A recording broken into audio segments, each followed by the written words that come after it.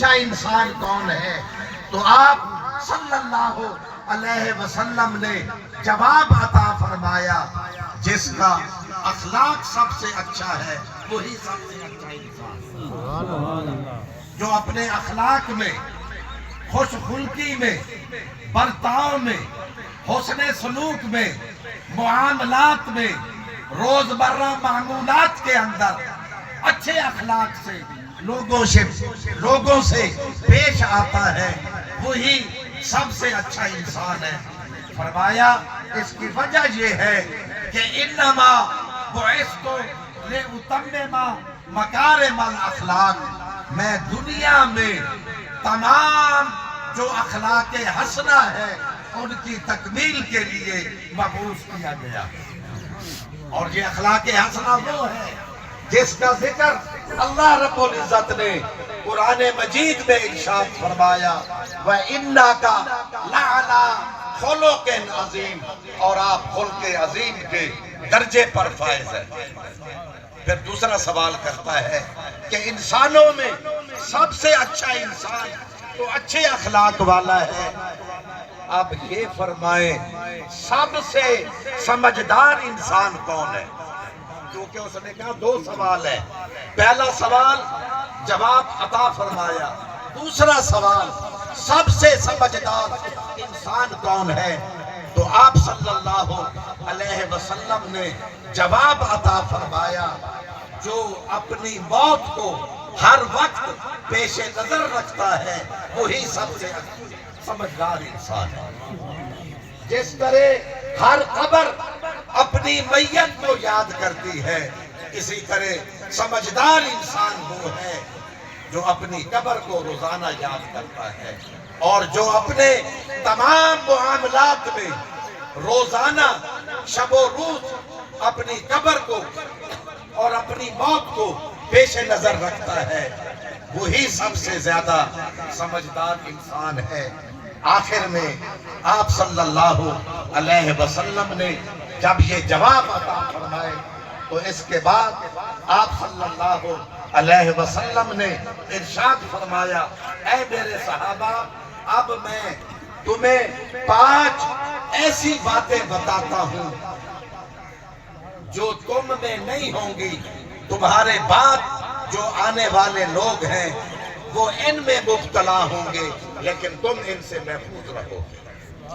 اب ذرا توجہ فرمائیں، پہلی بات میرے آقا علیہ السلام نبی غیب داں صلی اللہ علیہ وسلم نے جواب عطا ارشاد فرمایا جس قوم میں بے حیائی اور فحاشی عام ہو جائے اللہ تعالیٰ اس قوم میں ایسی بیماریاں پیدا کرے گا جو اس سے کبھی پہلے معرض وجود میں نہیں آئی۔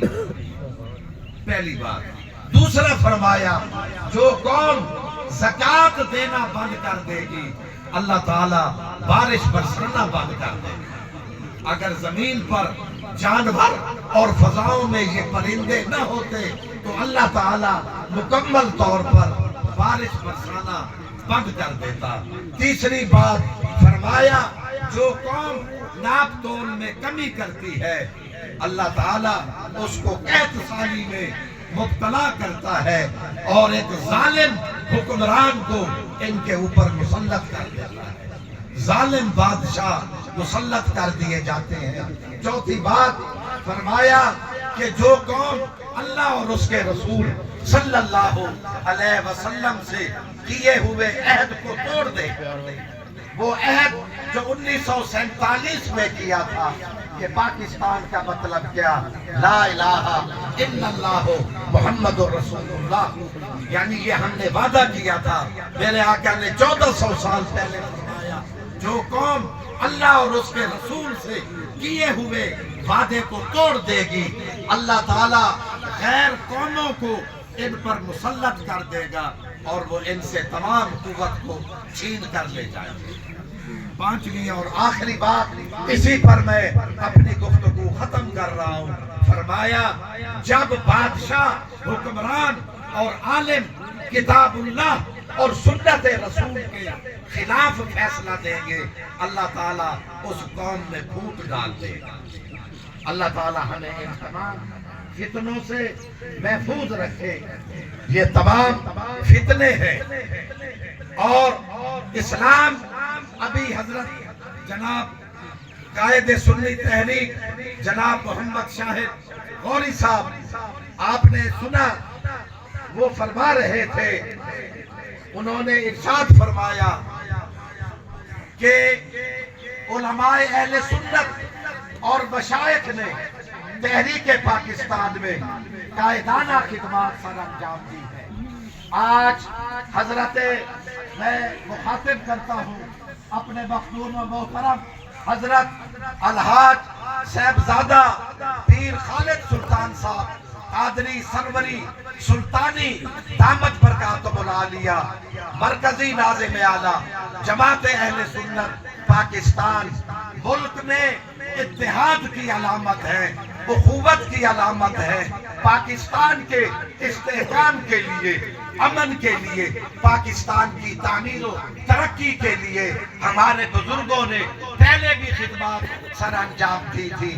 الحمدللہ ہم آج بھی پاکستان کے سالمیت, بقا اور استحکام کے لیے اپنے اکابر کی روایات پر عمل کریں گے انشاءاللہ.